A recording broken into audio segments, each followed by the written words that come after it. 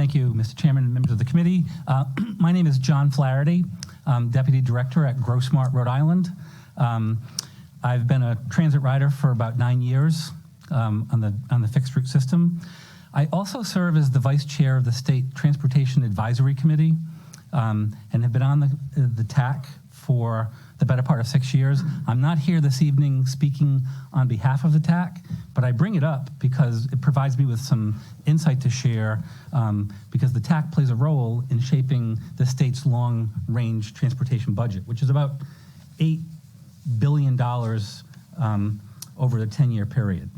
And the fact of the matter is, despite the fact that Rhode Island has developed very detailed blueprints for investing in transit as well as in bicycle mobility, we have not yet taken the step to fund the implementation of those plans. They were adopted in December of 2020. And so what I'm here to speak about are really two things. It's 4 bills that all relate to climate change and transportation. So I want to just put into perspective that when we think about transit, something that not many folks really understand or appreciate, but there is huge potential for mode shift from vehicles to transit. And the reason I say that is because nearly 80% of our state's population already lives within a 10-minute walk of a transit stop. And yet less than 3% of the state's population uses it as a means to get to work. So, and I know why that is. I know why it is because I use transit. And it's the fact that the hours of operation aren't what they need to be. In fact, my wife is here to pick me up tonight because I can't get home by transit. The frequency isn't sufficient. People are going to make the rational choice about how they're going to get from point A to point B. But if it's going to take you 3 times as long to get where you're going versus driving, and you have access to a car, you're going to make that rational choice. But the point is that the state has the bones for a first-class transit system.